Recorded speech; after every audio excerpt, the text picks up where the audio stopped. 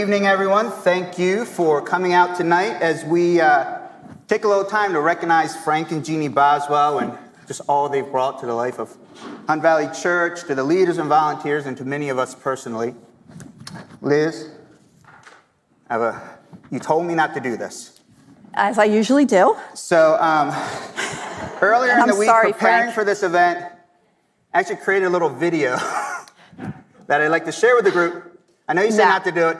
I think it captures and kind of sets the tone for the evening. And because I do oversee the production and tech team here, I do. And we all told you not to do this. So, guys, if you would play the video I created for Frank, I think it would just set the tone.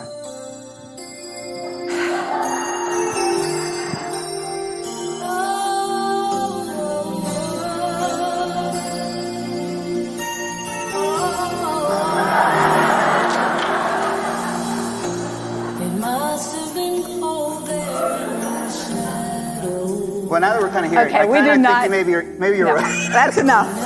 That is more than enough in the moment, of that video. I think, Thank you.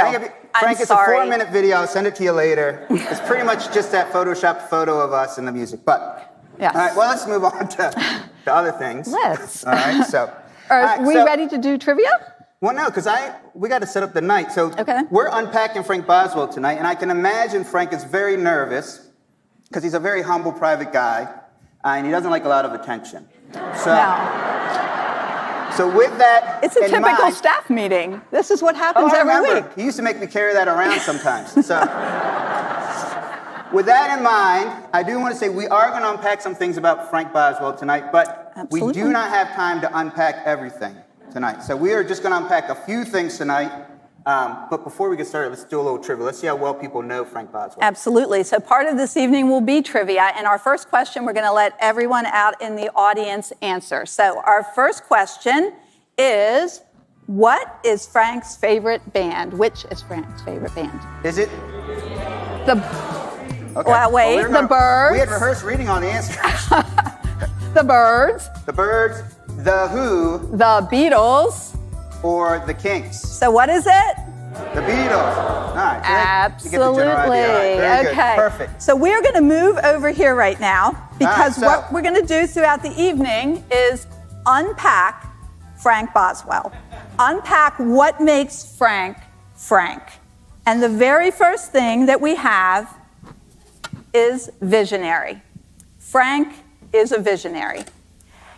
He's always had the vision for Hunt Valley Church to be a place where no matter where you are on your spiritual journey, you're going to feel comfortable, but you're also going to feel challenged to grow.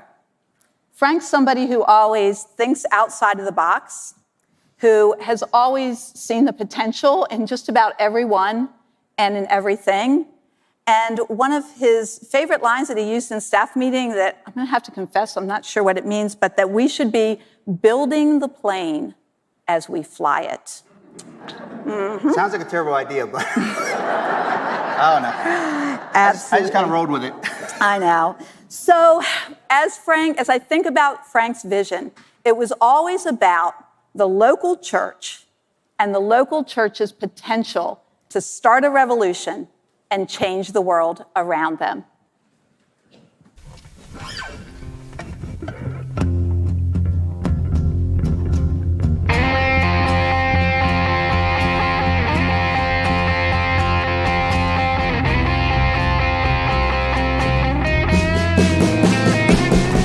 You say you want a revolution. Well, you know, we all want to change the world. You tell me that it's evolution. Well, you know, we all want to change the world.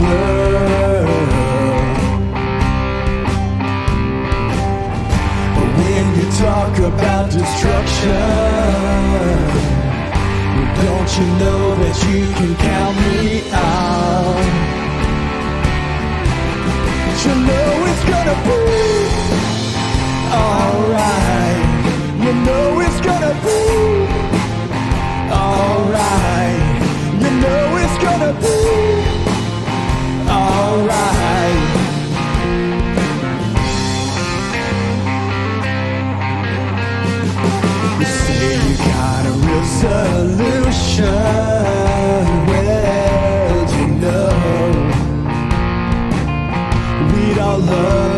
the plan. You asked me for a contribution. Well, you know, we're all doing what we can. But if you want money for people with minds that hate, all I can tell you is, brother, you have to wait.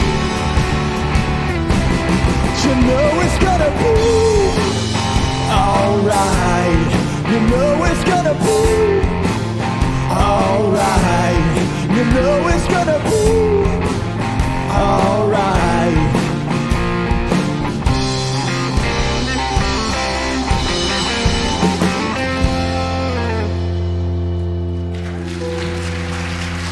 Hey Frank, we are so thankful for this opportunity to be part of your retirement celebration, and we're thankful for the years we've known you.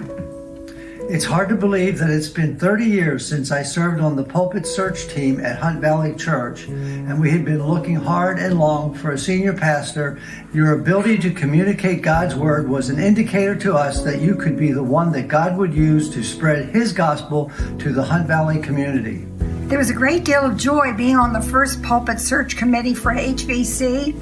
So when Frank Boswell name surfaced to the top of the list, we called our son Chris, who was also in the General Assembly with Frank at the time in Texas. What do you know about Frank? I asked. Mom, Frank is definitely a visionary for the church. I wasn't on the team, and in those days we did it by cassette. So when this cassette tape of your sermon arrived at our house, well, after 30 years, it's time to confess. I listened first, even before the team. And you weren't supposed to do that. Yeah, I know. It was 1995, and in that year, Hunt Valley Church was growing rapidly and was ready to begin the process of building a church building on this site. We, of course, were concerned about whether we could raise the amount we needed. But Frank had vision. He believed that if we were going to raise the funds we needed to build, we needed to first pray for God's direction and provision, and then to embrace the spiritual discipline of sacrificial giving. Well, Frank, as you know, you called Paul and I back in about 2003 and asked us to co-lead the expansion of the church. It was a really interesting time, and we were at this crossroads where the church had kind of stagnated.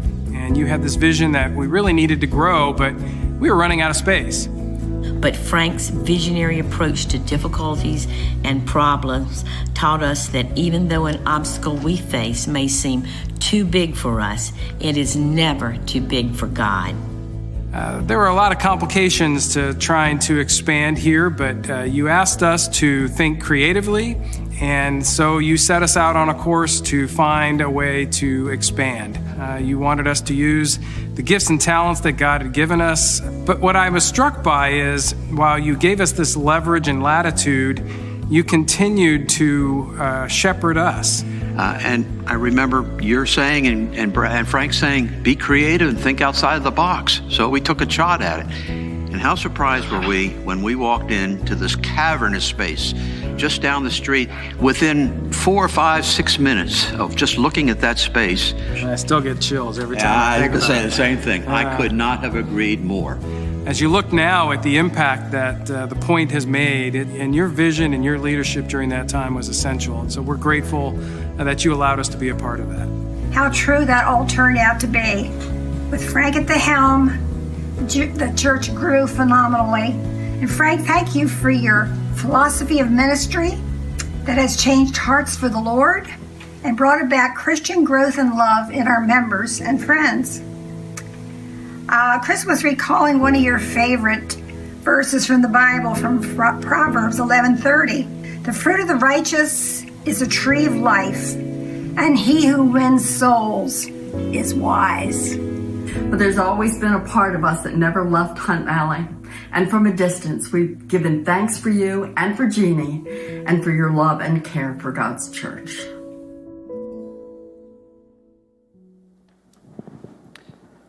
Great, guys. Thanks for joining us. We, when it came to this topic of Frank as a visionary leader, it wasn't hard to find people who had something to share.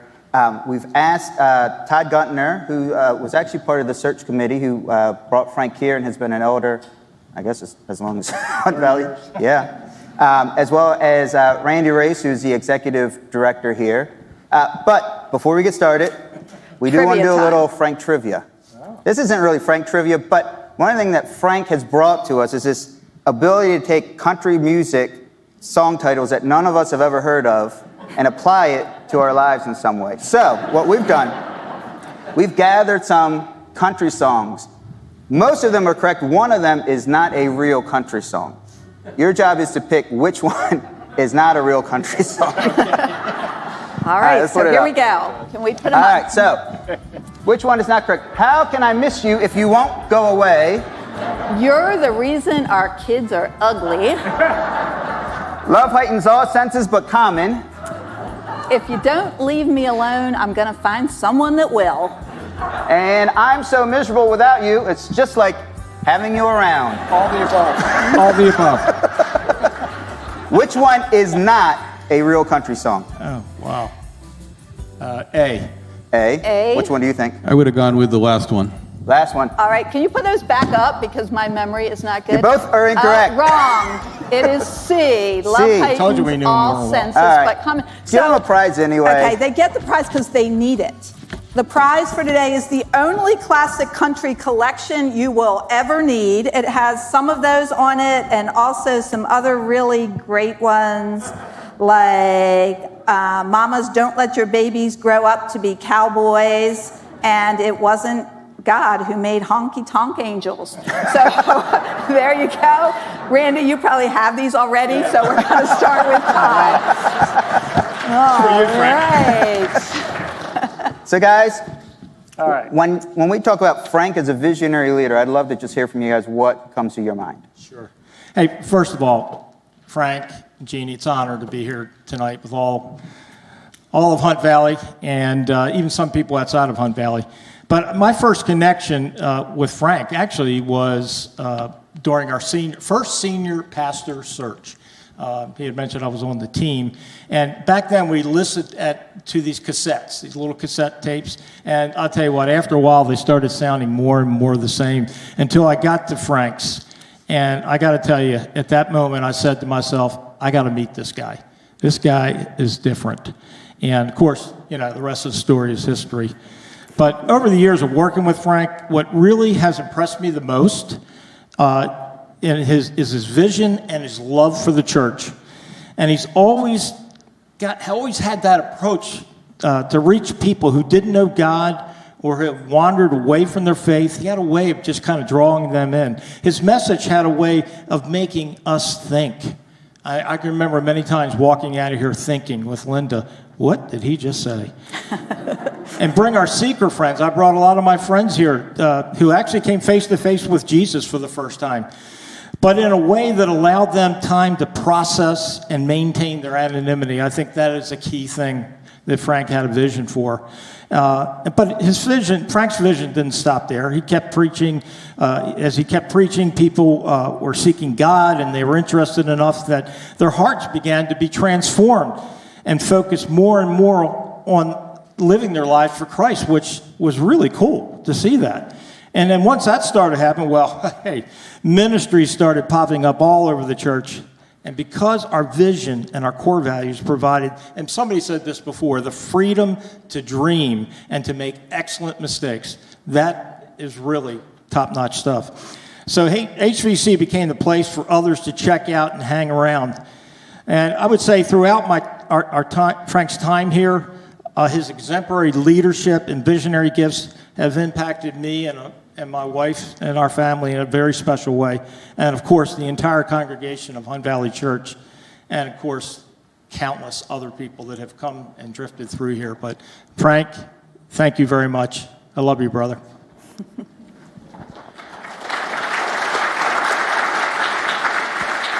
Over the past 30 years, I've had dozens and dozens and dozens of bosses, and I've broken most of them. Sounds like you were fired a lot. A few of them were leaders. A couple of them were visionaries. Exactly one of them was a mentor, and none of them were shepherds. Frank has been all of these. Frank has a God-given wisdom that holds the future with an open hand. I've been part of planning efforts with him where there seemed to be one or two options, and we were all ready to execute. Everybody just moved on to the execution stage. But Frank said, hang on, there's some other options here. It became a joke after a while. We called them radiating possibilities, a term that I stole from Ben Zandler. But Frank just saw many directions to go and possible options. And sometimes to our dismay, Frank delighted in exploring all of them. It was this wisdom to dream, to explore, to pray, to risk, that always led to a better outcome. And one of those places where Frank dreamed and explored and prayed and risked was in building teams. Knowing that we were expanding, knowing that we were looking at adding a building, desiring to reach more of our community, and a conviction that God had something bigger for HVC, Frank developed staff, culture, and structure, which has attracted and retained, honestly, some of the most talented people I've ever worked with. He encouraged a culture where it's okay to make excellent mistakes, to be creative, and to take risks. And he applied this same future-oriented wisdom to developing elders and volunteer leaders over the decades. It's my opinion that Frank's legacy will continue through the people and the teams that he developed to carry on the mission and invested so much of his time. Thank you, Frank, for your leadership. So guys, thank you. We're, as you guys I want to step thank you. down. We could have had probably 100 people share stories, but I'm excited to have heard your stories. So guys, thank you. But we have more to unpack. We do. So they're going to head that way. We're going to head this way and unpack something else that makes Frank Frank. Oh, here we go. This one All I've right. tested quite a few times. All right, so. You've tested this one just about every week. Yes, so Frank, as a shepherd, I think anyone who's had the privilege of sitting down with Frank to kind of help him speak into your life, those times where life rubs up against you in a way that just kind of makes it difficult. And his ability to speak into those situations in a way that doesn't feel canned, that doesn't feel judgmental, but also doesn't let you stay there and just wallow in it and really challenge you to move forward. Exactly. He seems to have a unique ability to help people focus not on their differences, but to really find the commonalities and to be able to work towards them. He really just helps us to say, we should just work it out.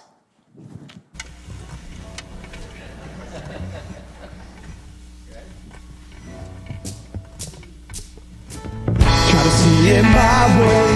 Do I have to keep on talking till I can't go on? Why you see it your way when the risk of knowing that our love may soon be gone? We can't work it out. We can't work it out. Think of what you're saying. You can get it wrong and still you think that it's alright.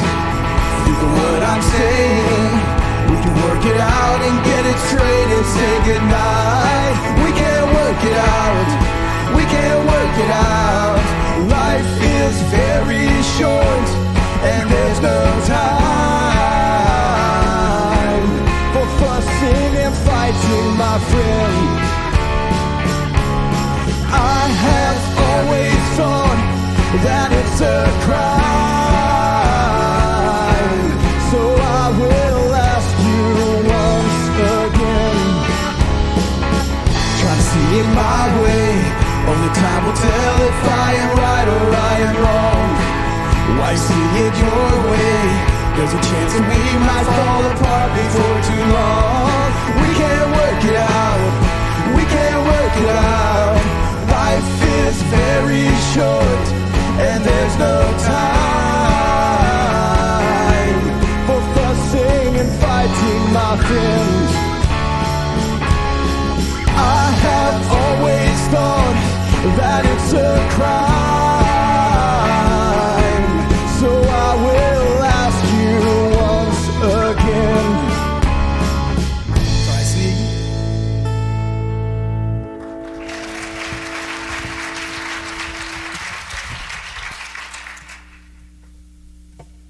I've seen you grow as a believer, as in your walk with God, and I've seen you be much more clear about how you're listening to God. You've learned to hear God, and I think that's an important part for us in Romans 12, too. Do not be conformed to this world, be transformed by the renewing of your mind.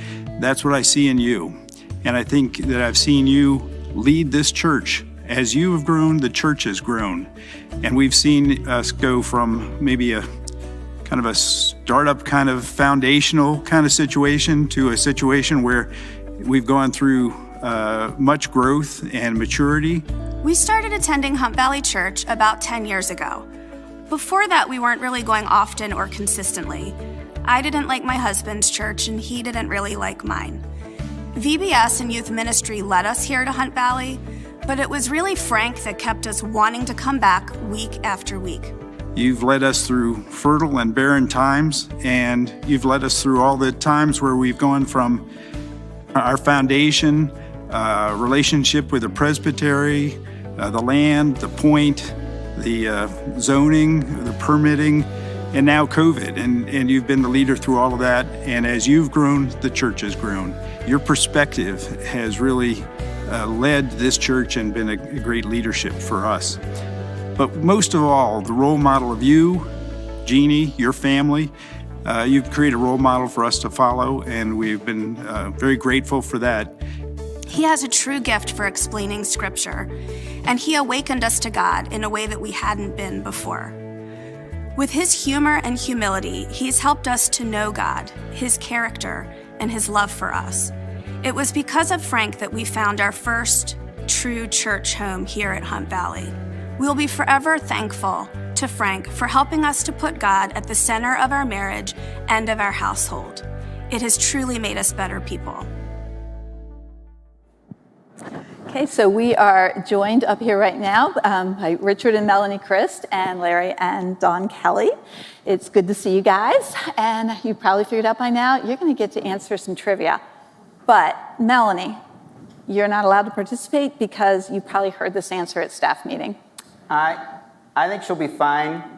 She's been losing her memory a little bit, so I'm sure she's forgotten all about this. So I do not want to exclude her. Melanie, Melanie, we're at an event for Frank Boswell. All right, she's fine. She's fine. She can. I think she's fine to play this one with us. All right. Well, Melanie, it's up to you. If you would like to leave the stage right now, you can do that too. Here is the question. We're all very happy and excited that Frank did take the calling to become a pastor. Wait, is that the question we're doing? Yeah, that's to be a pastor. But had he not taken that calling, what profession would Frank Boswell have liked to pursue? I do know the answer. Okay, so then you're out. Melanie. A music teacher? A pilot? A writer? Or a pharmacist? Okay, who would like to give this one a try, other than Melanie? I'll guess A. A, okay. I'm guessing writer. A writer? I'll go with D. A pharmacist. Pharmacist. Okay, let's see what the correct answer is. Melanie? A pilot. And she did remember. So, Melanie, I guess you get the prize. So, our prize is a book called Why? Thinking About Plane Crashes. We know Frank got a book very similar to this for Christmas, which is his favorite, and we're really glad he decided to become a pastor. So here you go, Mel. I think I'm going to give it to Eric. Thank you. I was hoping that would happen. All right, so we know that Frank has played a big role in your lives, just walking you through some different things. So, Don and Larry, would you like to go first and just share Frank as a shepherd? Sure. I was 24 when I moved down into this area and met Frank and joined the church. And Frank, his ministry, his leadership has just been a giant spiritual anchor in my life. I've relied upon his wisdom and encouragement as a young man, a new husband, a new leader, a young father, and now as an old man, as an old leader, an old father. Frank's cared for us all so very well. I still remember the words he shared with me when my mom suddenly passed 9 years ago. He consoled me and comforted me, and I think about those so often. Frank's deep knowledge of the scripture and his wide reading has really blessed the church to navigate all the cultural changes that we're experiencing and kept us as a church biblically grounded and firm. I'm so appreciative of that and so grateful.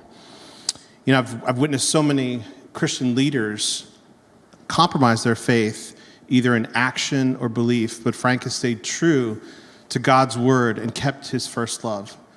So Frank, we love you. We appreciate you for all you've done for us, and we're so thankful for you. Absolutely.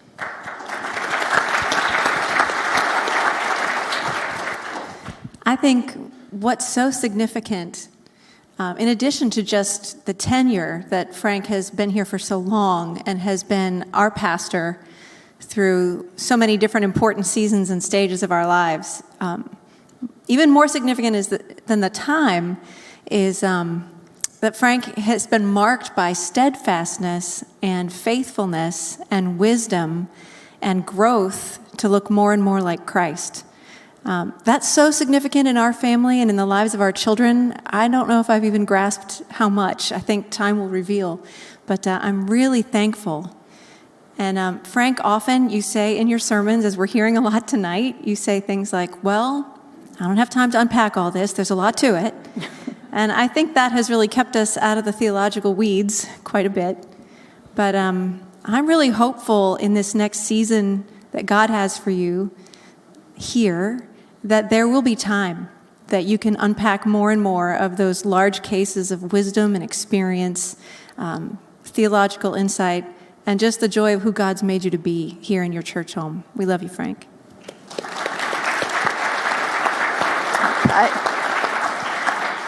So this is a little difficult for me to share, and frankly, I don't think I can unpack everything here. But 5 or 6 years ago, my marriage was in a real dark place. I got to the point where I didn't know if there was any way out other than divorce. And I finally called Frank, and he responded pretty immediately. We met for several weeks.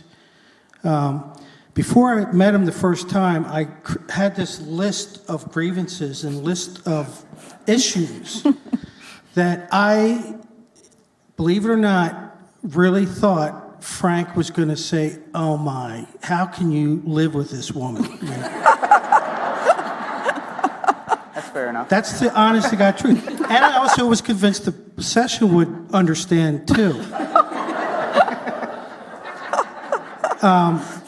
But I was disarmed the first meeting, and immediately, pretty much, I knew I was in trouble when he didn't validate even the first one. But there was something about the way he approached me and talked to me that I don't think, honestly, anybody could have reached me where I was in this dark place, out in the weeds. And for that, I'm forever grateful. It's an absolute miracle what's happened to our marriage. So thanks, Frank.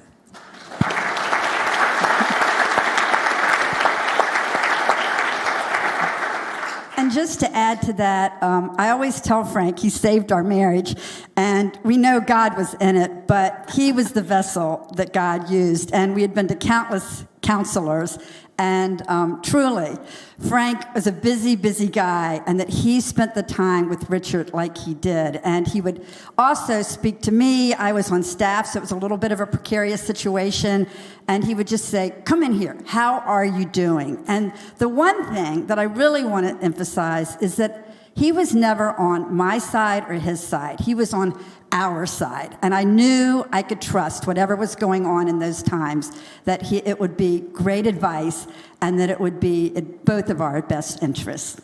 So we love you, Frank. Thank you.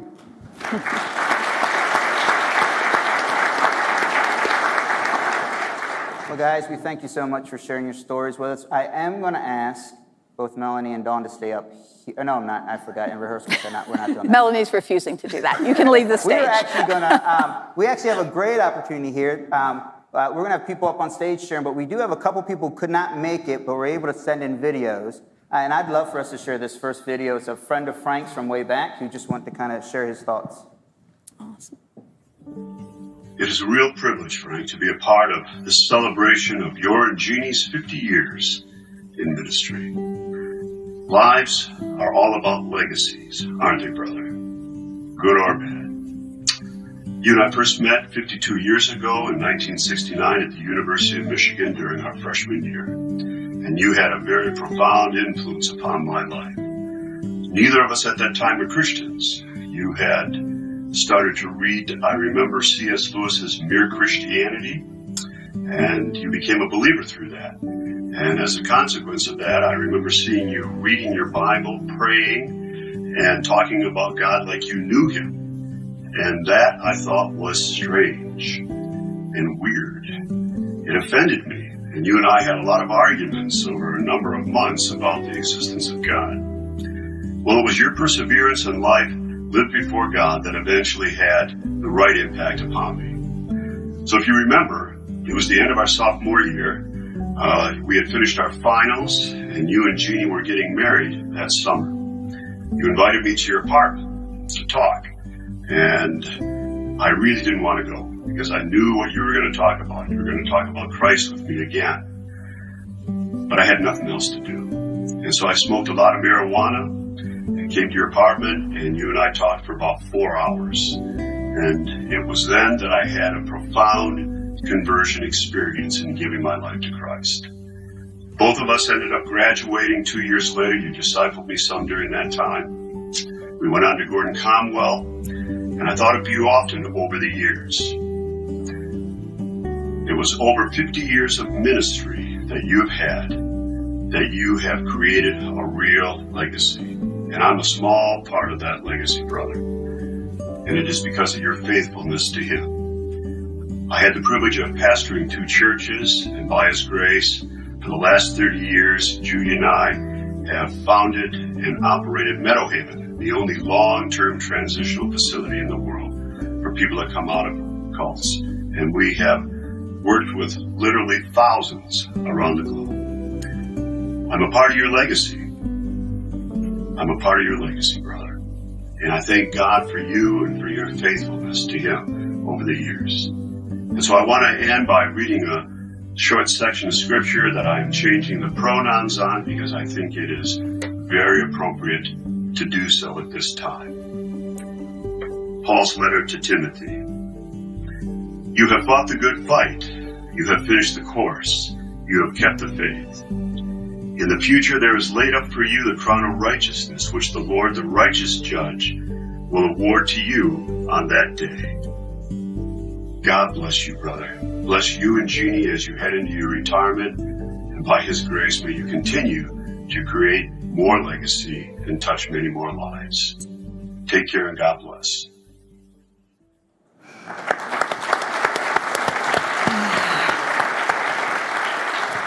I just keep wanting to watch videos, but let's move let's on. Let's continue unpacking Frank. Okay, so the next thing that makes Frank Frank. Here's the truth. This one, actually, Frank can't take any credit for. Well, that's very... Yeah, he can. Except maybe has really good taste. He does. So the next thing that makes Frank such an amazing leader is Jeannie. Jeannie.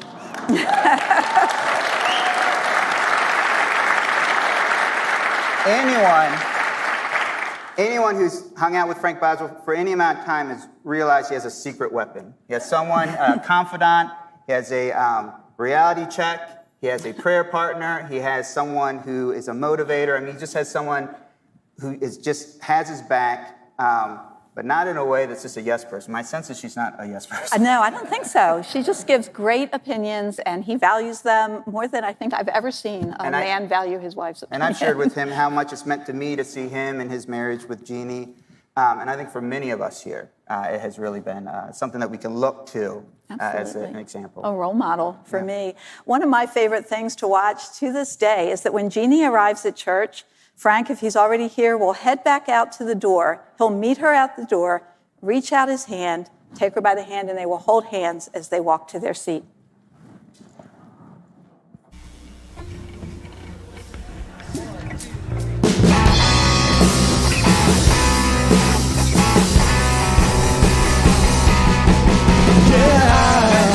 Tell you something, I think you'll understand.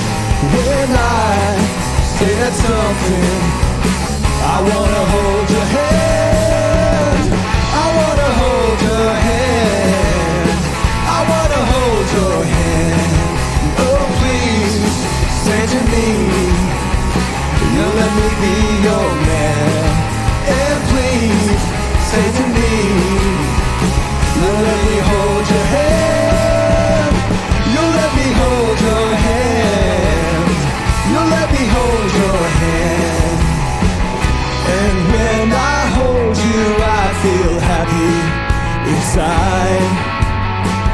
It's such a feeling that my love I can't hide, I can't hide, I can't hide. Yeah, you say that something I think you'll understand. When I say that something, I want to hold your hand. I want to hold your hand. I want to hold your hand.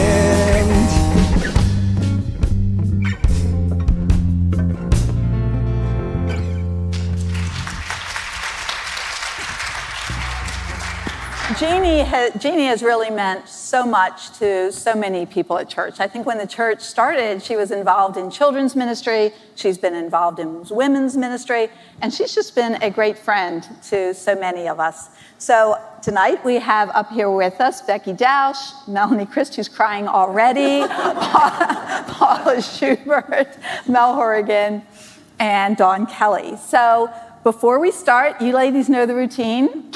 And you have proven your memory's great, so no answering it. We have a trivia question for you. Yes, we have a trivia question. This one is Frank and Jeannie themed. All right, so the question is, what happened on Frank and Jeannie's first date? Okay. Is it A, they went to the beach where Frank got locked out of his car and had his wallet and shoes stolen? Okay, B, Jeannie stood him up to go to a Fleetwood Mac concert. That might happen. C, they went to see Hitchcock's The Birds and Frank poured popcorn all over Jeannie when he got spooked. Or D, they went to see fireworks and later that night were arrested for graffitiing on a church. Which could it be? Ladies, what do you think? I vote A. And which was I A? The beach. Yeah, the beach. I think it's the beach. I'm gonna go C. I think Frank spooks. I like to think they got arrested. You like to think they got arrested? Me too. But the correct answer is A. They went to the beach. So what do they? What do they win for this they one? get? Perfect. Let's see. Frank lost his wallet there, so we're thinking a wallet. It's empty, probably like his teenage years, and it does have his picture in it. I believe, Mel, were Perfect. you the first? That's All great. right. We were also saying they were at the beach, so I think it would be nice, Melanie, for you to offer this entire group of women a week at your beach house and invite Jeannie along. I think that's a fabulous suggestion. Congratulations. All right, well, we've obviously run out of seats, so I'm going to step away. Let you guys do your thing. Okay, so ladies, I know you have a lot to say about Jeannie, so I'm just going to turn it over to you and say, tell us what makes Jeannie, Jeannie. Well, when I was trying to consider what I might say about Frank, the very first thing I thought was, well, I have to thank Jeannie. I know that there's a lot of private work that goes on behind the scenes to make a public ministry effective. So I wanted to thank Jeannie for all of her hard work behind the scenes because her partnership with Frank as a prayer warrior, her perseverance with him, I mean, God's used Jeannie to sanctify Frank, and her role here in this church is a vital one. We wouldn't be who we are if it weren't for Jeannie's influence, and I really believe that. So thank you for that. But God has used you, Jeannie, in your own right, with your own giftedness and your own ministry, to have a huge impact. And when I think about your personality, I'm struck by how approachable you are. You're very genuine, you're humble, you're funny, you're honest, and you're very wise. And I really love all these things about you. In fact, I'd like to be more and more like you. One of the times I got a chance to be alone with Jeannie, we just grabbed a coffee together, and we just were talking about ministry, women's connection, our lives. And I came away from that meeting thinking, I think I've just been challenged to really surrender myself more fully to God's authority in my life. And I mentioned it later to Jeannie. She had no memory. I didn't say that to you. And she hadn't. It was just her gentle way of living life in front of me that really challenged me and encouraged me. So I'm so struck, Jeannie, by the role model that you've been to the women in this church of what it really looks like to serve faithfully and with strength, but quietly and with great humility. Thank you, Jeannie.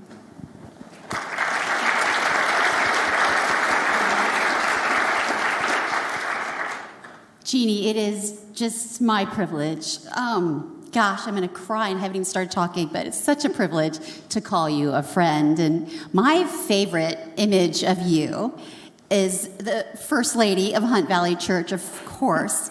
In your special seat, you would come in and you were just always smiling and supporting Frank as he took the stage. And I loved that vision, and you did it for 29 plus years. My first time in Women's Connection, you were my facilitator, and I was a little worried because I thought, oh my gosh, I have the pastor's wife as my leader, and is she going to think all my answers are wrong?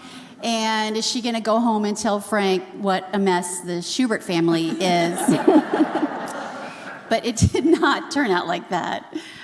It was just a wonderful time as you shared your wisdom and your insight, where I just was blessed with the fellowship and spiritual growth when I was with you.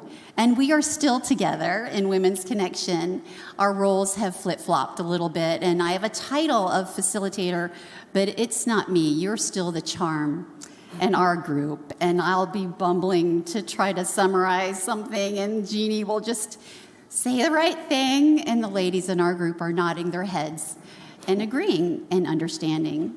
So that has just been wonderful. There's a verse that makes me think of you, and it is Proverbs 31:26.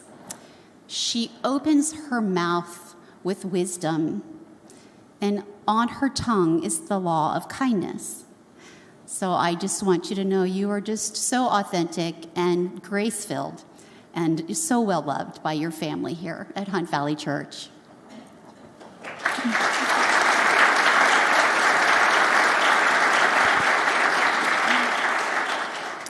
Paula, you are so lucky that you've gotten to be with Jeannie not once, but multiple times. I'm not sure how that worked out.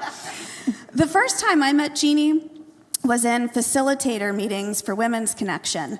And honestly, my first thought was, I was surprised she was so quiet and reserved, because I think Frank is such a talker. But when Jeannie does speak up, it is so meaningful. Jeannie, you are so wise, and you share your wisdom with great humility. But the biggest impact you made on me was being my prayer partner. Sometimes weeks or even months would go by before we would see each other again, but you would make a point to come up to me, and you would ask how everything was going. You would remember the specifics of my prayers, and it just meant the world to me that you remembered, that you cared, that you took the time to ask. And Jeannie is so thoughtful, and she cares so much about the people at this church. And I am really striving to be more like you in that way and to be a true prayer warrior like you are. And I'm hoping that you continue on in Women's Connection, and maybe I will get to be in your group one of these years. She's in my group this year, and she doesn't seem very excited, does she? Sorry, Becky, my story is not going to help you either. So when I was a new mom, I had the opportunity to come back to Women's Connection. And Jeannie, I don't know if you know this, but I immediately begged Melanie to be in your group. Begged. I'm like, please let me be with Jeannie. You've just heard how amazing she is from all of these ladies. And we had a friendship, and, I had known Jeannie from a distance, but to get to be with you every week and to spend time with you, I just couldn't pass up that opportunity. So when we were there at that first Women's Connection, I think the running joke was that I dropped the mean age of that group by a whole decade. I think we spanned from 30 to 80. And I just was so struck by how Jeannie could connect with every single one of us at whatever stage we were in. And I think that's a real gift and such just something I'm so grateful for. We really laughed a lot in that group. And as you've heard, Jeannie is very thoughtful with her words. I feel like she embodies that saying that God gave us 2 ears and 1 mouth. And I really think, Jeannie, that because of that, the conversations and encouragement that you've given me over the years will really just be treasured. I'm really thankful for that. And I don't know if you guys know this, but my father-in-law is actually a pastor, and I've learned from Ben's mom that being married to a pastor is really a calling in itself. So, Jeannie, you really have answered that calling with grace and strength and humility. And I feel like I will always picture you with your sweet, knowing smile and your self-deprecating laugh. And I'm just grateful for that quiet strength and kindness and friendship that you've shared with me over the years. Thanks.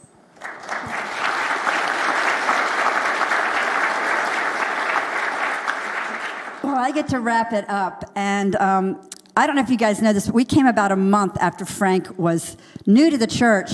And my very first encounter with Jeannie was she was standing next to Frank as we went up, and she whispered in his ear, "They're new." And I just thought, again, just how she always supported him. About 20 years ago, I had the amazing privilege of doing one-to-one discipling with her. And that meant I met for 9 weeks in her house. We delved through these materials. Well, what's more, we shared prayer requests and struggles and laughs. And we really, I would say that's when our relationship went from her being the pastor's wife to being my friend. And she does have this kind of wicked laugh. I mean, it's sweet, but sly at the same time. And I remember one time I was saying to her, "Oh, Jeannie, I just so appreciate you're not critical or judgmental. You're just so accepting." And she had that laugh, and she goes, "You might want to talk to my family about that." I also want to just say one thing, that Richard and I've had the privilege of going on several conferences that they've also attended, and they are so playful in their relationship, and that's just always been fun to watch. So as you've heard, Jeannie, you are genuine, you're transparent, you are so real and vulnerable, and what you see is what you get, and I really appreciate that as your friend. Moving on to the ministry, because I have to share that. She loves women's ministry, and her influence cannot be overstated. She is our guide, she's our mentor, she's my mentor, and as Becky talked about in the facilitator meetings, often we'd be bantering or trying to come to a conclusion about something, and Jeannie would speak. And I don't know if any of you know the E.F. Hutton commercials, but when Jeannie spoke, we all leaned in and we all listened. And she had such, I'm going to use the word magical, but a magical way of framing it that we would all just be going like, yes, that's it. And I just always, and she waited for the exact appropriate time to jump in. And I always appreciated that about her. She is a servant. On Food for Thought events, she stood for hours washing dishes in the kitchen. She's humble. If you've heard, these women all want to be in her group, but she was so sensitive that people might not want to be in her group because she was the pastor's wife. But they're all clamoring to be in her group. And also, just personally for me, she was my cheerleader always, my sounding board, my mentor, my confidant, and my friend. Jeannie, I love you. I love our friendship. I'll always cherish it. And I'll always cherish, your support. Told them I wouldn't say I was sorry. I will always cherish your support for women's ministry. And as Becky said, I hope you continue in it. And we do have a little token of appreciation that I'm going to hand you when I come out. Thank you, Jeannie.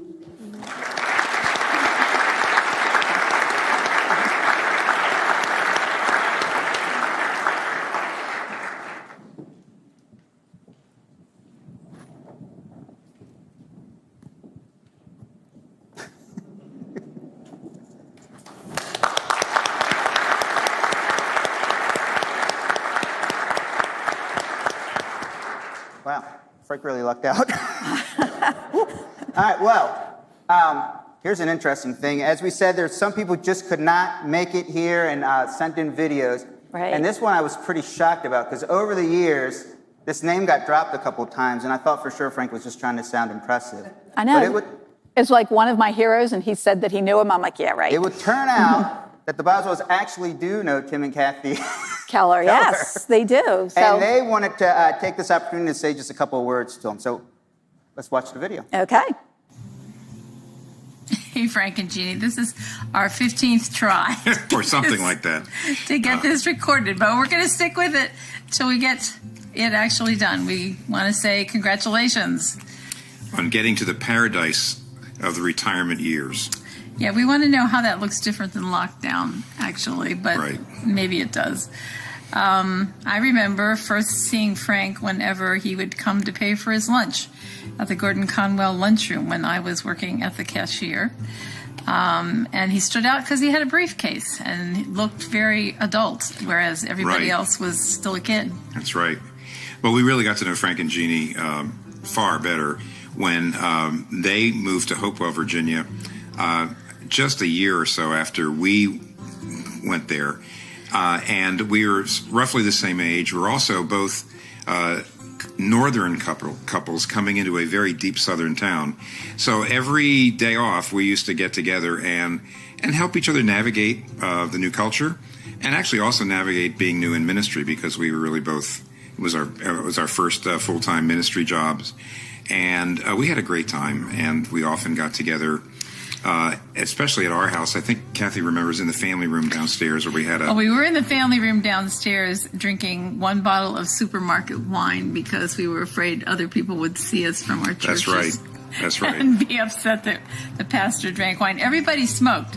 Everybody in our congregation smoked, but drinking wine was... Right. You were able to smoke like a fiend, but if you actually drank anything, you were a little bit dodgy. So we navigated all those cultural things. And then after, when we both left Hopewell, we were able to stay in touch, sometimes more than others. But for many years, when we were driving south, we used to stop at Frank and Jeannie's place there and catch up over the year. And they were great hosts. Their hospitality was wonderful. And we haven't been able to stay in touch as much when we stopped driving in that direction, but hoping that we can reach out at some point in the future. Meanwhile, congratulations. God bless you both. Best wishes for the next chapter.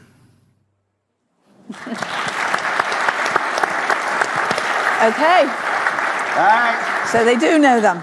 Okay, are we ready for number 4, I believe this is. So let's unpack another thing that makes Frank such an awesome leader for us here at Hunt Valley Church. And I think this one's a complete no-brainer. Should have been first, probably. But and actually, I feel like Frank as a teacher, I think it's actually come up over and over. I think how he shepherds, the way he casts vision, whether it's on a Sunday morning, whether it's in a staff meeting, whether it's in a counseling session.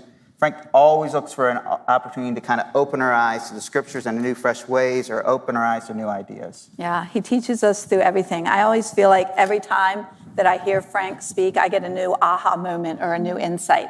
It's kind of like you're shining just sunlight onto old and familiar passages. That was like the most forced transition of them all.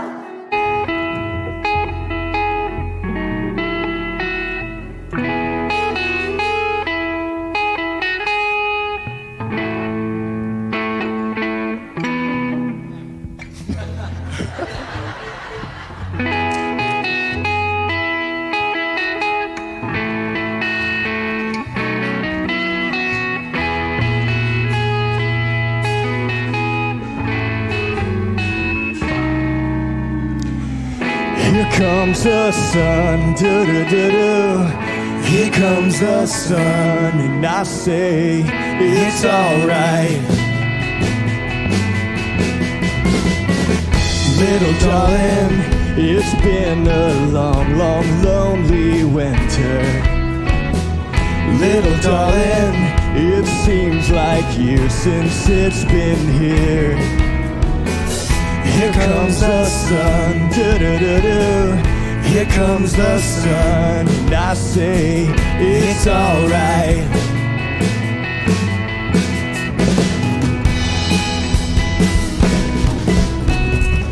Little darling, the smiles returning to the faces. Little darling, it feels like years since it's been here. Here comes the sun, do-do-do-do. Here comes the sun, and I say it's alright.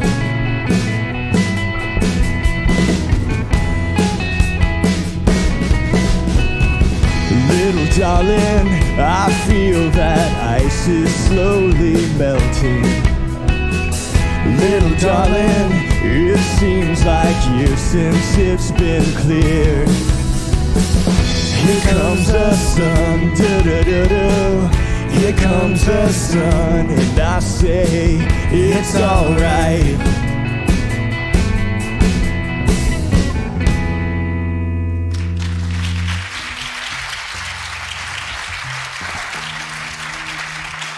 You all know the story of the Good Samaritan helping the guy on the side of the road, and you know the power of Frank's preaching.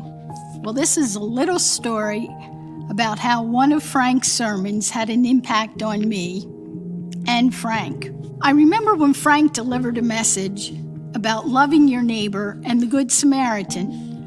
At the end of the message, Frank revealed to us that he had planted a disabled vehicle on the main road to church, with the driver standing outside the car with the hood up. Frank asked if any of us had stopped to help. No one raised a hand. This was very convicting and gave the message great impact. The thing I like to say when Frank first came, he talked so fast that it was really hard to follow him. Oh, he has slowed down a lot. I mean, but he did. He talked really, really fast.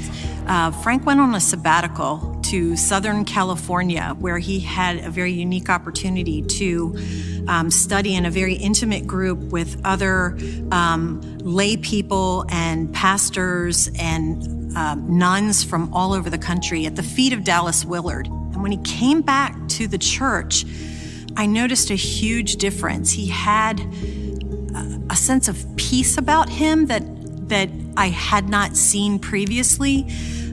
He came back a changed man. Besides the fact that he had a full red beard, his preaching style changed. What that I found was he was much more contemplative. I walked in late one Wednesday evening, and there was this hush over the room, even though you were speaking, and it was so obvious that the Holy Spirit was present. But it was just what you call one of those thin places where heaven and earth just seem to meet. You know, I think of the teaching and preaching that you've done and how you make the word real to all of us on our journey, no matter where we are on that journey. And every Advent series, you always bemoan the fact that how can I find something new to teach during Advent and Christmas, and yet you always do. This year, it was the story about the shepherds, when you said that they were the ones who were watching over the sacrificial lambs for the temple. I don't think I ever realized that before. Thank you so much for opening the Word of God to us all these years. And for the last 13 years, it's been a huge privilege to serve beside him in ministry, watching his preaching style change and develop and just really touch people over these last years that he's been here has been a true honor and a pleasure for me. Years later, when I was working at the Point, I was driving home on a snowy night. Driving slowly on a little used road, I saw a man step off the curb and begin to stumble across the road in front of me. I could see he had no hat or gloves, and he was obviously drunk or high. No one else was driving on that stretch of road. How could I just drive by? My mind was racing. What do? I can't take him home. Okay, I'll take him to the Point. Hopefully Frank is still there. He'll know what to do. I ran in, found Frank, and told him the story. You mean he's here now? Out in your car? Why did you bring him here? Why did you let him in your car? I said, this is all your fault, Frank. How is it my fault? I said, I will never forget your Good Sam sermon with the disabled car outside church on a bright sunny day. So how could I leave the guy in the gutter in a snowstorm? Frank rolled his eyes, but only as Frank can. He took charge of the situation and found the help the guy needed. And that was the night we both lived the parable of the Good Samaritan.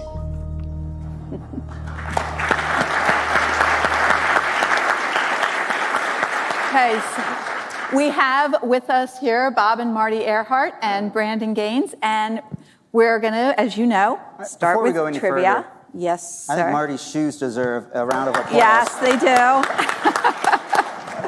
Those are amazing. All right, are we ready for Let's some do trivia? some trivia? Yes.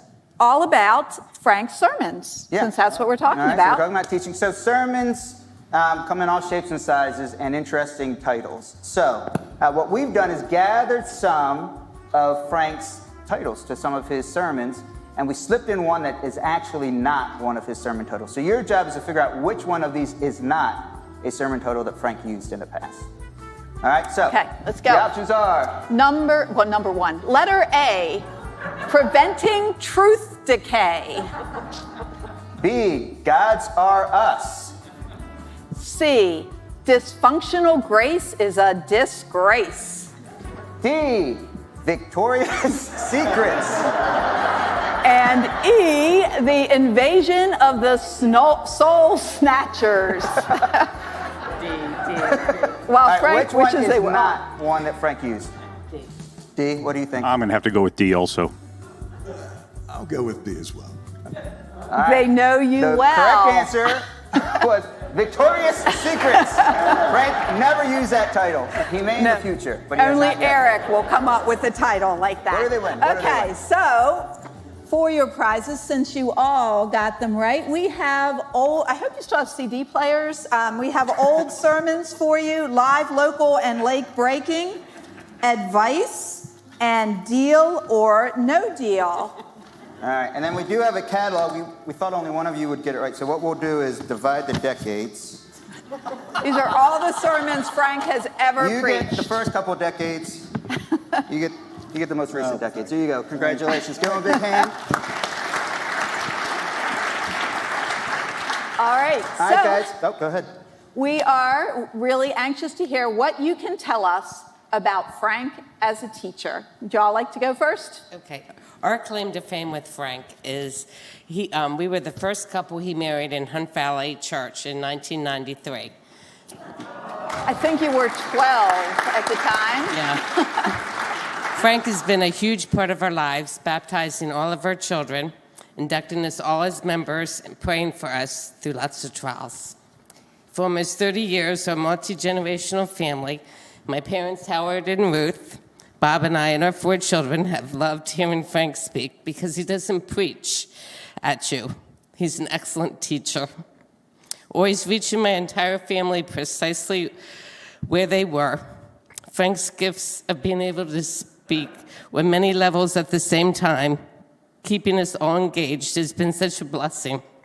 His soothing voice has not only touched our family deeply, but it's touched numerous friends in more ways, Frank, than you will ever know. I still remember the first time your lovely family greeted us at Chilling Circle, and we've loved you all since that day.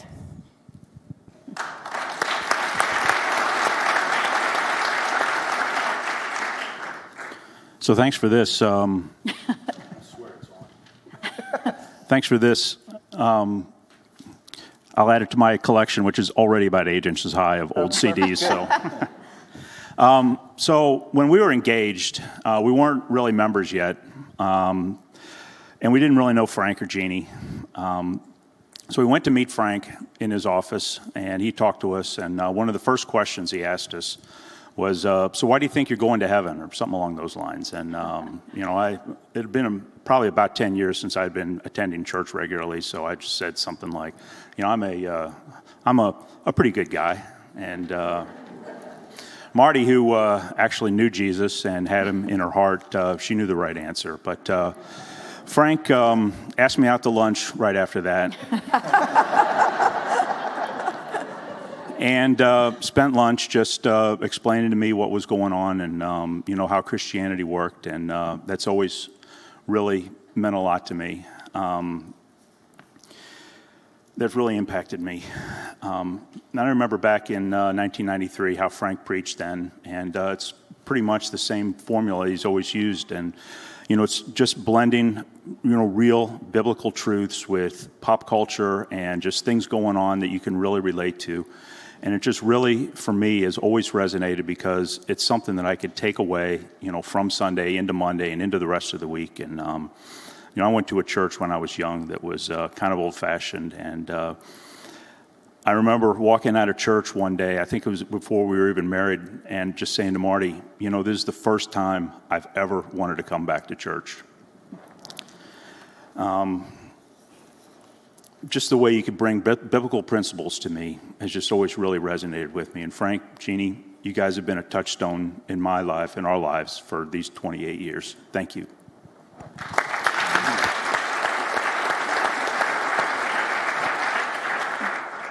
Frank, it's been a while since we've seen one another. It's great to see, and I'm glad to hear that you wanted to be a pilot, potentially. That was interesting. You know that Todd Guntner is a good friend of mine and a high school classmate. And back in the 90s, Todd was on fire for Christ, as we all know. At every opportunity, he tried to get me on the path to Jesus. Now, to help in that effort, we ended up starting a Bible study group in my office in Roland Park. Now, you know this, Frank, because Todd enlisted you to come in and lead us. And you thought you were going to be there for a month or two, and then you ended up staying for an entire year. And I would say, in hindsight, that was an incredible gift to that group of which my father, God rest his soul, was a part of. And it was just an amazing thing to have you leading that group for that entire year. Now, what I love about you is the creative way that you dispense your spiritual lessons. You can take a simple biblical verse and create a deep, meaningful sermon that connects with everyone. First, you take us back in time and explain the history around that verse. And then, unlike any other minister that I've heard, you weave in contemporary music lyrics, books, movie references, humor that all help us to better understand the message and make it relevant for our times. Frank, 20 plus years later, that Bible study group is still going strong, thanks to you. Todd got me started on the path to Christ, and you took me way down the end of the path where ultimately I did accept Jesus Christ as my Lord and Savior. So thank you so much for the spiritual impact you had on me, this congregation, and the community at large. And Jeannie, I wish you and Frank the best in retirement.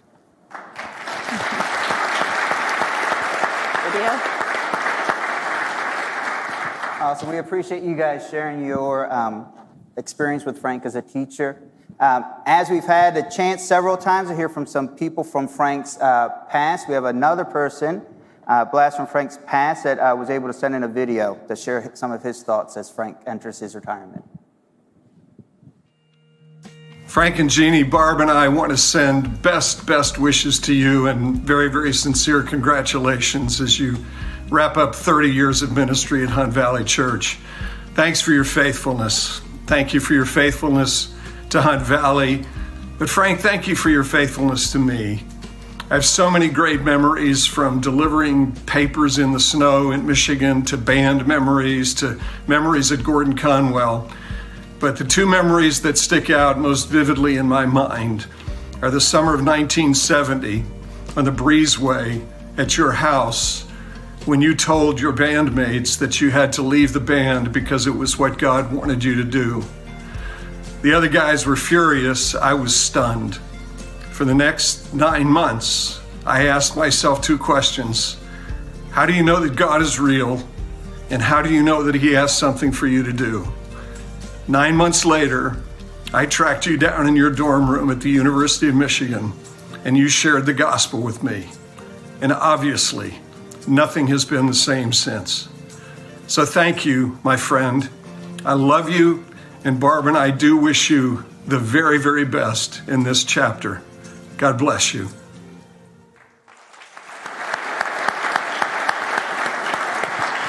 Okay. I think Liz, we have one more. We're getting Is to that the right? end here. All right, let's see. What is Final in here? thing that has made Frank Boswell such an awesome leader for Hunt Valley Church is Frank the Waymaker. Absolutely. So Frank has always spoken about his leaders, whether they're volunteer or staff, and very kindly said that they're like thoroughbreds that he kind of has to hold back, but that as he shares the vision, they just move forward and come up sometimes with plans that sound crazy, but they just might work. But that's only worked because Frank is really good at setting the vision, at inspiring others to it, and then most importantly, kind of clearing the path and making the way open for ministry to happen and people to serve. Yeah, he's definitely created an environment here where you can be creative, innovative, try new things, but there's also grace, forgiveness. One of our favorite terms is make excellent mistakes, that we have this environment where we can try things out and go for it with grace covered over it, knowing that if nothing else, we'll learn something from it. Right. And one of the really neat things about our staff is that a lot of us were members of the congregation first. And Frank saw us, and he saw a potential in us that maybe we didn't even see in ourselves, invited us in, and really gave us the opportunity to fly.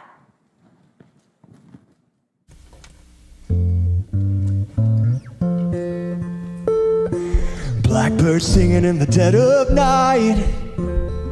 Take these broken wings and learn to fly. All your life you were only waiting for this moment to arise. Blackbird singing in the dead of night. Take these sunken eyes and learn to see. All your life you were only waiting for this moment to be free. Blackbird fly. Blackbird fly into the light of a dark black night.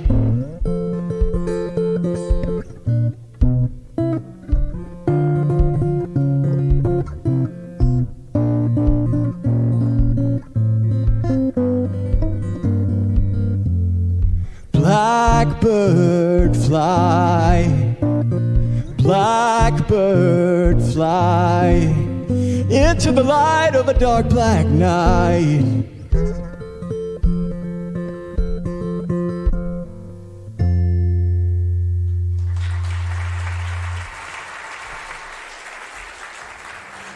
So one of the things I appreciate most about Frank is his generosity. And here's what I mean by that. Some Christians and even some pastors can be very, very brittle and narrow in what they believe and ungracious to people who differ on non-essentials. And Frank, in contrast, has just extraordinary range. As a man with a young family searching for a place of belonging and feeling like an outsider, we spent time looking at different churches. I felt looking for one that would mix my Jewish and Christian heritage.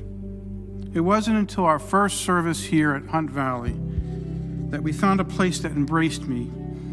It made my family feel welcomed. I'm not sure how you did this, but whenever I was in the services and you were gazing across, I always felt like you were looking right at me. Perhaps it was my own connection I felt with your words that touched me and pushed me to challenge my understanding of God. And I have to say that he has been the absolute best boss I've ever worked for. I've never felt more valued and appreciated and allowed the space to use my gifts and talents.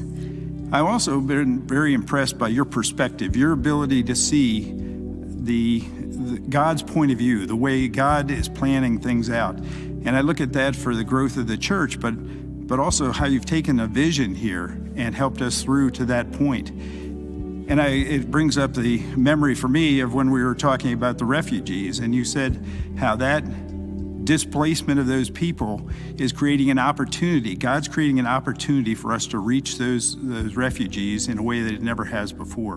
When I made my own transformation to become a believer, we called Frank to share the joy. I feel God's work through Frank embodies the true meaning of church. In particular, one memory that exemplifies my feelings was my son's baptism. You graciously accepted my father's invitation to be part of the service, where he had an opportunity to come back to the green room and give us prayers from the Old Testament, meaningful to the Jewish faith, with an ability to combine both cultural heritages. Frank, your teaching as a mentor in the church community, your spiritual leadership, and your ability to guide people in their understanding of Christ has been life-changing. And he is so gracious with people with whom he disagrees on non-essentials, while staying very grounded and uncompromising in what's essential. So he knows where to draw those boundaries between what's important and what's not. And I think a good biblical word for that is wisdom or discernment. So Frank, thanks for sharing that gift with Hunt Valley Church.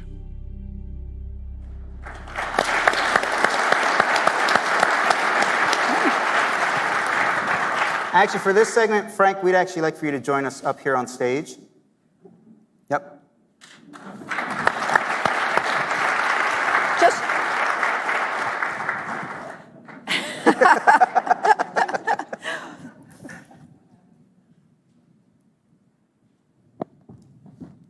You can grab a seat, sir. All right. Are you very nervous now? So, you know how it goes.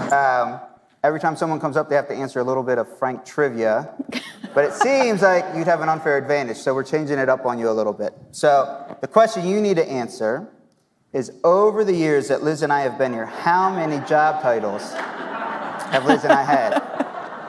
Is it A2, B4, C8, or D10? For both of you? Yes. Combined. Oh, 10. Correct. At least. Yeah. I do want to note that I think 7 of them were yours, and They were. 3 of them were mine. Congratulations, you won a retirement. Thank you. Yes. Okay, so we're talking about you as a waymaker, and I kind of want to share about how you've made the way for ministry here at Hunt Valley Church. And my first example that just popped into my mind was Block Party. And I don't know if you remember when I wanted to start Block Party. I do. I invited you to come to a children's ministry conference with me and Eric and I believe Stephanie Mummert. Yes. It was probably the best conference you've ever been to, wasn't it? It ranks up at the top, I'll tell you. I remember it very well. Children's ministry conferences are a little different than most, but it was fun. And you got to see the family experience, as they call it, in action. And when we left there, I remember you saying to me, I was thinking, okay, how am I going to talk Frank into this? And you just looked at me and said, we've got to do this, don't we? And we came back, and there was never a question about finances, about the ability to, those of you who are in tech would understand this. Literally, we could clear the stage on a Friday night before a Sunday worship and use all the tech equipment and reset it up. Everything happened, and it happened because of your support of it.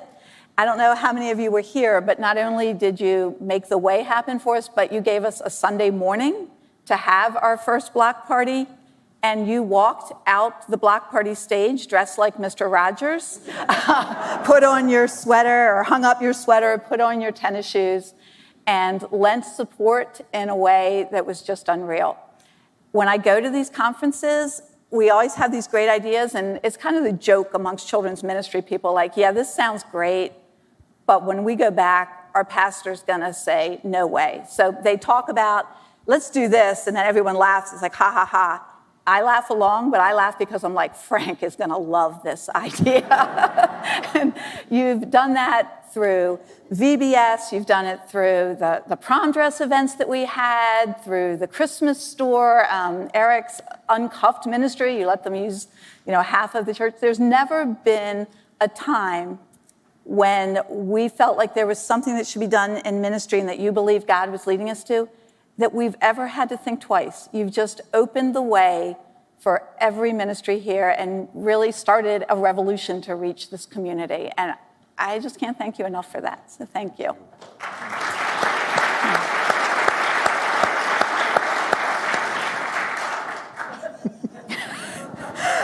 Okay, hold on. Eric needs tissues for this. Maybe. Mine's a little different. I started coming to Hunt Valley Church when I was 20. I didn't come on staff till I was 30. But within those 10 years, I would email you continuously with my next idea of what you did.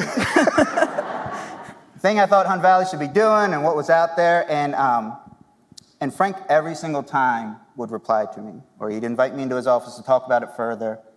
And for someone like me, and where I was coming from at that time, it created in me this sense that what I had to say mattered, that I had a purpose, that someone who was in your situation would take time to listen to someone like me. And then at some point, we were talking, and I had shared with you, I just couldn't figure out what God was doing with me, what my future was going to look like. And you had shared, you had just taken this evaluation that really meant a lot to you, that really helped open some doors for you and your thinking.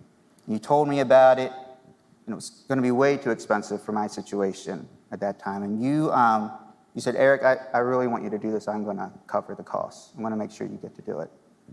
And I took the test, and the test was eye-opening. It really changed how I saw myself and saw the world. But what really changed was the fact that you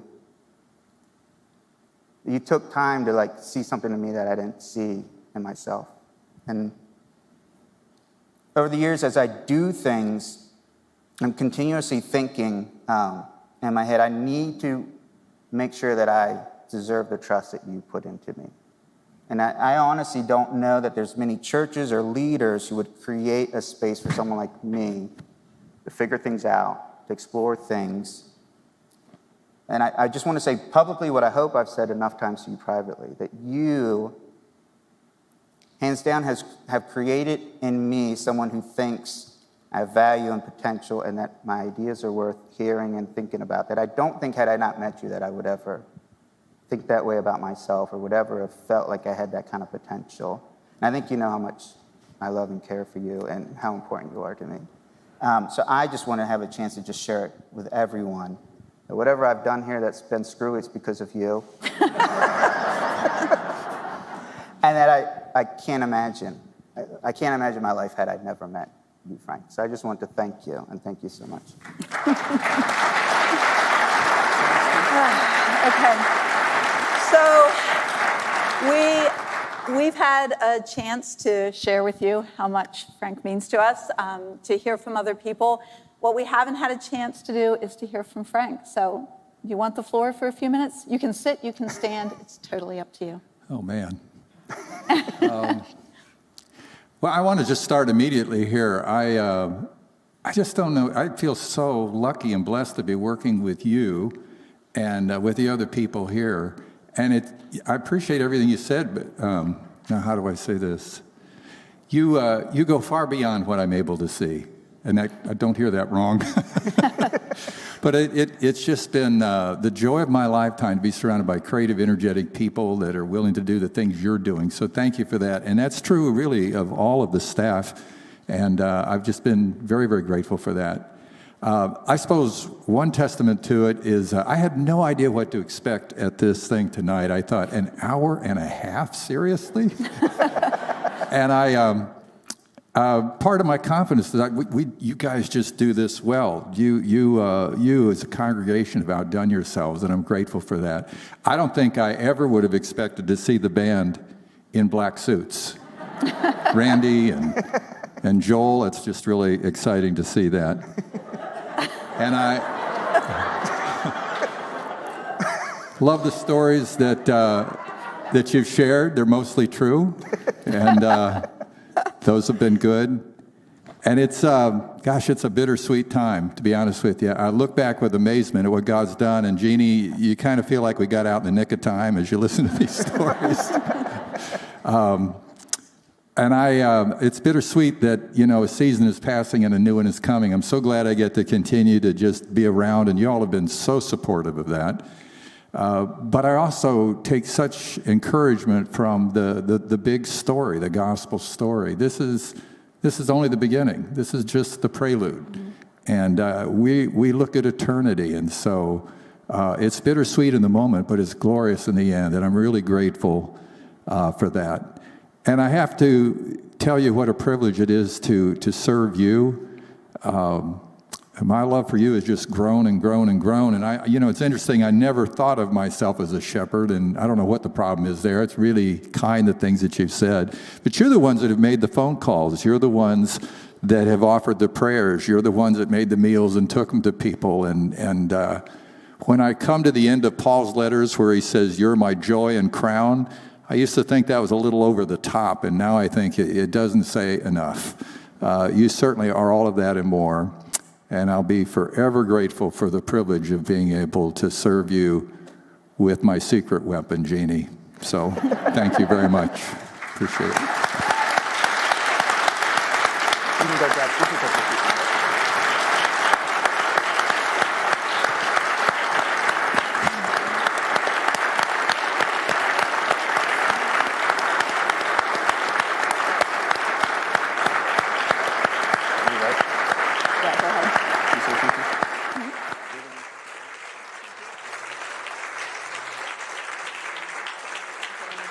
Well, guys, we are done unpacking the things that we were able to unpack this evening here.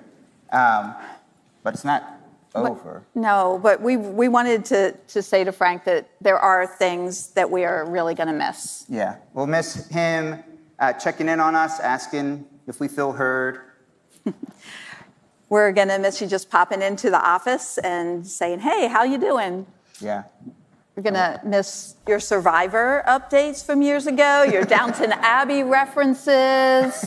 It just goes on and on. But in all honesty, Frank, we're going to miss you. We're going to miss our pastor. We're going to miss our mentor. We're going to miss our friend. The good news, though, is that even though you're trying to say goodbye, we don't have a new pastor, and you're still on staff. So, as the Beatles would say, you may be saying goodbye, but we're saying hello. You say yes, and I say no. You say stop, and I say go, go, go. Oh no,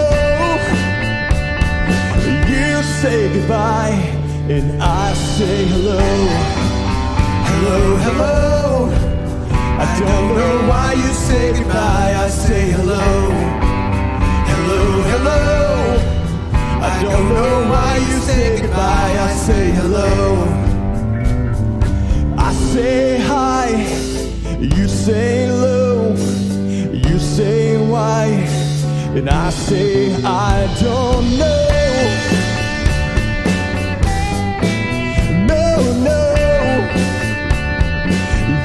Say goodbye, and I say hello, hello, hello. I don't know why you say goodbye, I say hello, hello, hello. I don't know why you say goodbye, I say hello. You say yes, and I say no. You say stop, and I say go, go, go. Oh no, you say goodbye, and I say hello, hello, hello. I don't know why you say goodbye, I say hello, hello, hello. I don't know why you say goodbye, I say hello.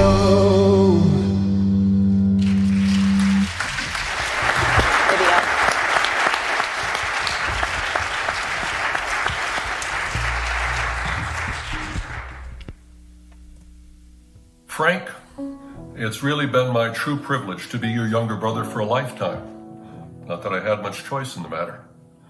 Fortunately for you, there's not enough time for me to dish as a younger brother might be tempted to do. And unfortunately, there's not enough time for me to tell you how much I owe you and enjoy you and love you. So I'll just say one thing. Thank you for what an adventurer you've always been. From climbing trees and jumping off roofs when we were very young, to exploring wild ideas and books as we got older, to helping me and so many high school and college students find and follow Jesus. Even when you were just a college student, taking a dozen of us and piling us into a van and taking us all the way across country and back twice. And then, of course, when you became a pastor, you kept looking for new and effective ways for you and God's church to follow Jesus and serve him and share him. I know it's not always been easy, but I also know you've never given up, and I honor you for that. And now the time has come for you to have a new adventure, to see what Jesus has in store for you. Something good, maybe tough, maybe wild. But I want you to know this, Frank. To me, you'll always be this guy. Vaya con Dios, Frank. Go with God.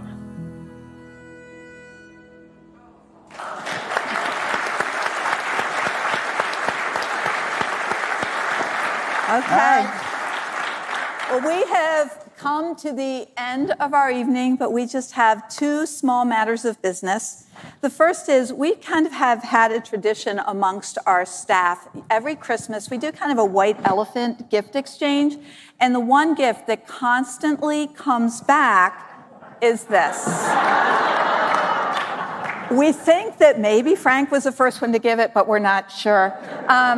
I received this last, and it's been hanging on the back of my office door. So every time I close it to have a meeting, Frank is just there overseeing it. So sadly, though, they have challenged me to give this away tonight. So we have had a raffle ahead of time of everyone we knew who were coming. And luckily for us, sitting in the front row is Pam Rogers. Congratulations. You get Frank. Come on up and receive your prize. Please take good care of him. Okay. Congratulations. All right, and next. Guys, it's the end of the night, but in the trivia earlier, one of the things we saw, go ahead and bring that tray on up here, madam. Frank's favorite snack is Oreo cookies and drink is Diet Coke. Oh my goodness, here we go. Let's not Got it. This. All right. Okay. So out there, we do have Diet Coke for everyone, as well as these beautiful cupcakes, Oreo themed, right? Oreo I think one's cookie deep fried, cupcakes. Oreo cookie, and then chocolate covered Oreos. So guys, as you go out, people will be handing you your drinks and your little snack. You can continue out to little tables and hang out and connect. And we just want to thank everyone for coming out. And Frank, thank you Here's so to much Frank for all that you've and done. Jeannie.